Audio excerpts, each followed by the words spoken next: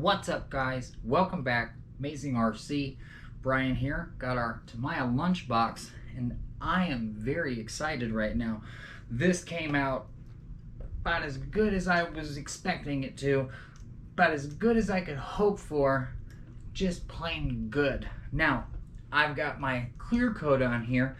Basically, all I did was get all this stuff taped off, which you guys have seen in our previous few videos, and then I went to town. Now, I tell you, I actually got a little lazy.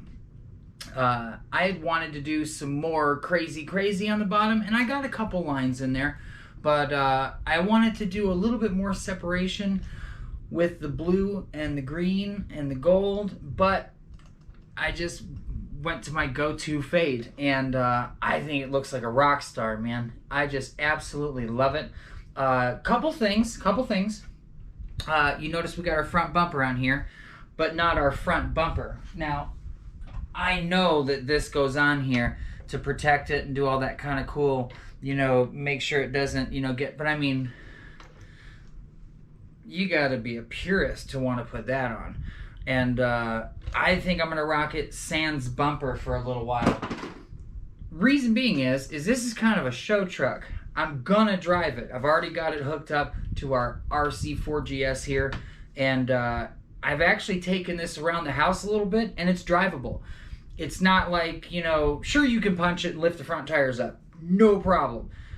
But you can also drive it like a slow grandmother, which is what I plan on doing with this. This is gonna go with the Grand Hauler. The paint's gonna match from here to the Grand Hauler. The Grand Hauler might not be as extravagant, but it's going to feature the same colors so that these go together. However, the Grand Hauler can also haul logs and not look completely crazy. So, like I said, couple things. Number one, sans bumper. Number two, this is obviously not attached yet. I did this just to kind of so we could check it out. But I plan on painting some of these chrome parts here. Now, I'm going to go with matte black. I think matte black is really going to look good with this. I think this is just too much chrome. However, I'm not going to matte black the whole thing. I'm basically going to matte black everything except for this bumper here and this, the little top portion of the bumper here. I think if I can get everything else matte blacked and then keep this chrome bumper in the back here, I think that's really going to bring this out. It's going to accentuate. This is just a ton of chrome. You really can't see what's going on here. But if I make this into two pieces, you're really going to be able to see what's going on. And then, of course, we've got our, our little side skirts here, and then our, looks like some side exhaust. I may paint, if this is the side skirt, and this actually goes, to like protect the body, I may paint that matte black, and then just leave that bottom downpipe chrome. So that's what I plan on doing with these. And then the other thing we talked about was I wanted to do some black rubber around all of these windows. Everything in here should have a black rubber seal. And I thought about doing it before I clear coated this, and I didn't. And it wasn't because I forgot. I have an idea. I thought I can always paint on top of the clear coat. That's not going to hurt anything. So I've actually got matte black paint, little testers, glass bottles of paint, and I'm actually going to hand paint matte black rubber seals either on here or on the window itself, because I actually looked in here and the little sunroof deal looks like it's two separate windows. Looks like it's got like a little center portion. It does. So inside this little package here, we've got our cool little, this is our little window here. Has mine got a scratch on it? Oh, wow, that's how it's matching on both sides. It's got like these two little lines that come. I thought it was cracked in half. I was about to cry right in front of everybody. But anyway, so this actually has two portions to it. I may actually do a black rubber seal in between these two portions. And it's just gonna, it's kind of like bringing the scale rock crawler scene into this a little bit. I did take some advice from a bunch of you. I mean, Steve, so many people. I can't even name all of you. Everybody's like, you got to fix the shocks. Now, most of you out there can already tell that I did that. I did the whole modify the shock deal. And basically, all I did was I took the little rubber stopper. I have more of it. I'm going to put it in the back. And what this does is this in the front serves two purposes. First, by putting a little rubber stopper in the top here, it levels out the truck. If you guys remember, the truck was sitting up here, and these front wheels are kind of negative cambered in. It was all weird looking.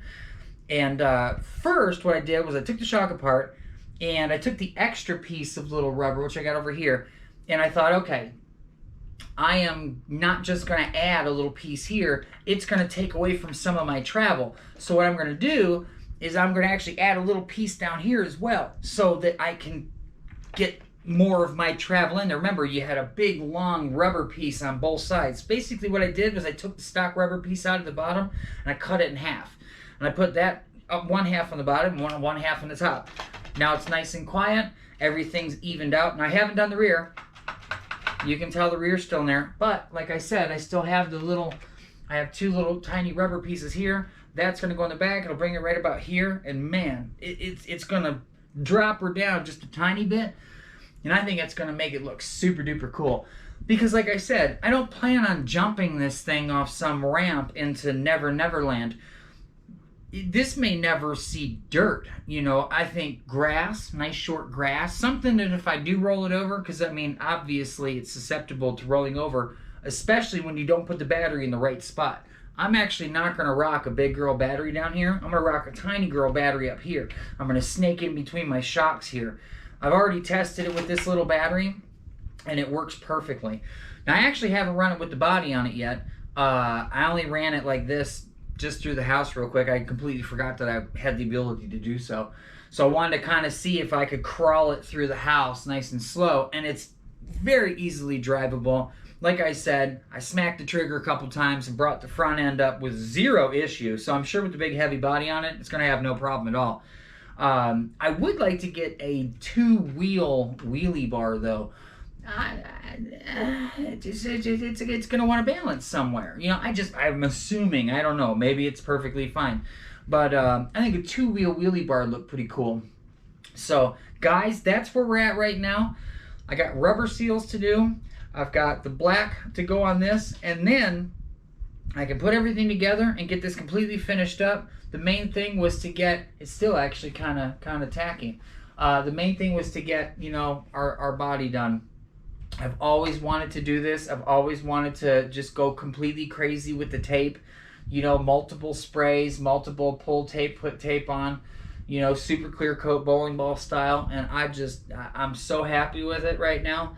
You know, I cut too deep sometimes, you know. If you get real close to it, you can see my razor blade went through to that original, you know, first coat of gold. I probably could have went farther, you know, but I have zero time. I'm surprised that, you know, even over 5 days I got this finished.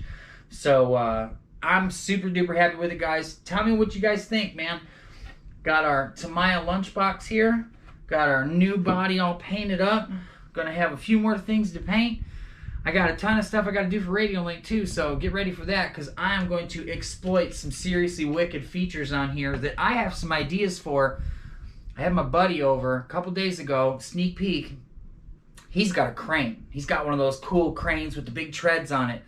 And I thought, man, if we ripped the treads off that thing and actually bolted the top portion of that crane to that flatbed trailer that I have, and run that IDC technology to where I can run both of them from one transmitter. Could you imagine just pulling up with a semi-truck, switching over to the crane, boom, crane goes over, picks something up, sets it on the gap in between the back.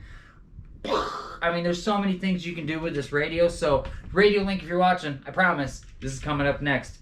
It's Brian, Amazing RC, Tamiya Lunchbox, Super Wicked Paint. Comment section's yours. I'll get you guys another cool video very, very soon.